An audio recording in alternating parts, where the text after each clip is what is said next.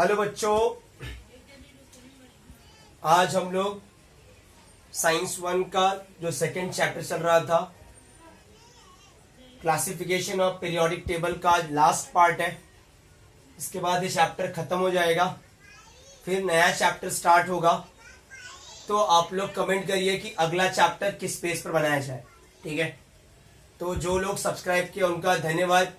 जो पहली बार विजिट कर रहे हैं, पूरा वीडियो को देख लीजिए, फिर लाइक कीजिए, फिर सब्सक्राइब कीजिए, फिर शेयर कीजिए, ठीक है। चलिए शुरू करते हैं। आज का जो टॉपिक है periodic trends in modern periodic table.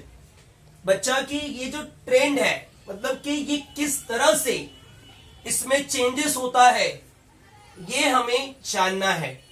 मतलब कि इसकी श्रेणी कैसे बदल जाती है, मतलब आपकी आधुनिक आवर्त सारणी में कैसे श्रेणी बदलता है, उसकी बद्धता बदल जाती है, वो हमें देखना है। तो पहला कंटेंट है वैलेंसी। बेटा वैलेंसी को सिंपल कहा जाए तो इट इज अ डिटरमाइन, मतलब कि ये जो होता है बैलेंस इलेक्ट्रॉन। मान के चलो कि मैं एक सोडियम हूं, मान के चलो मैं एक सोडियम हूं, तो सोडियम का एटॉमिक नंबर कितना है? 11। कितना है? 11।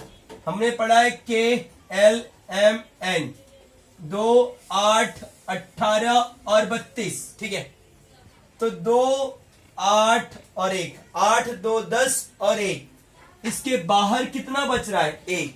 मतलब मेरे बाहर, मतलब मेरे फर्स्ट सेल में 2 होगा, मेरे सेकेंड सेल में 8 होगा और मेरे लास्ट सेल में 1 होगा। तो मेरे बाहर के सेल में जितना भी इलेक्ट्रॉन प्रेजेंट होगा उसे हम और आप क्या कहते हैं? वैलेंसी। फॉर एग्जांपल सोडियम लिखा गया 1, ठीक है। अगला है बच्चों एटॉमिक साइज। एटॉमिक साइज का मतलब होता है उसका आकार। मतलब कि सामान्य भाषा में कहा जाए जो एटॉमिक साइज है, जो बच्चों, मतलब मैं क्या कह रहा हूं आपको, एटॉमिक साइज, परमाणु का आकार। मतलब atomic size depend to the atomic radius. अब रेडियस कब होगा?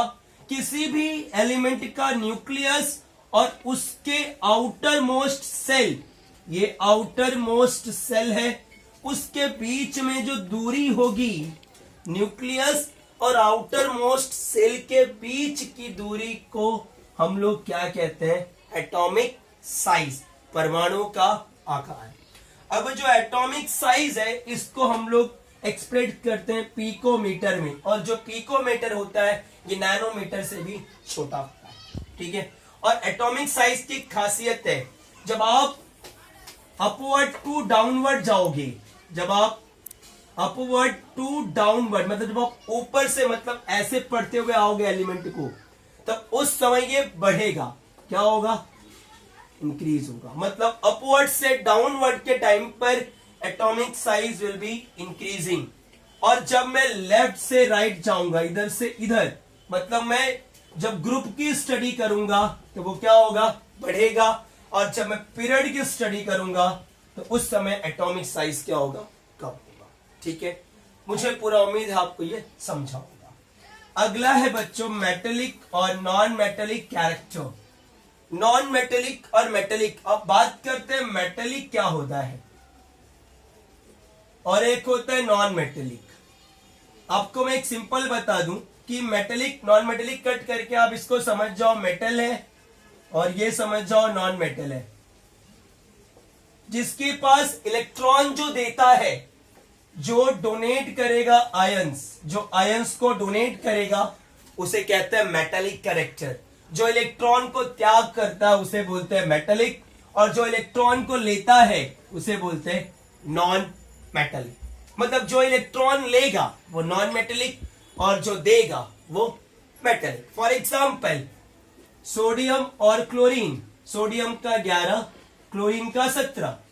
तो सोडियम एक इलेक्ट्रॉन देता है और क्लोरीन एक इलेक्ट्रॉन लेता है। सोडियम क्या हो गया? मेटेलिक कैरेक्टर, और क्लोरीन क्या हो गया? Non metallic character.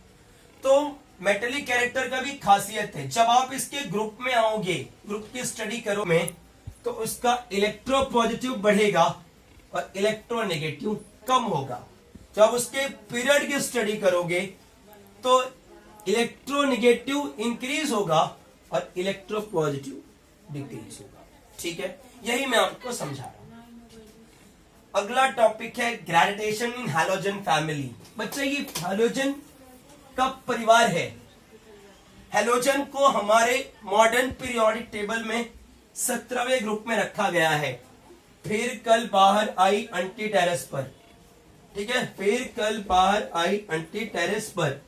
ठीक है, तो ये 17th पीरियड में रखा गया है। इसका जनरल फॉर्मूला x2 है, मतलब ये ट्वाइस हो जाएगा। और ये फिजिकल स्टेट में ही चेंज होता है। और डाउन द ग्रुप, मतलब जब आप ऊपर से नीचे आओगे तो उस समय क्या होगा, इसका फिजिकल स्टेट चेंज होगा। फॉर एग्जाम्पल F2 और Cl2। ठीक है, तो इस तरह से आपको पढ़ना है पीरियोडिक ट्रेंड।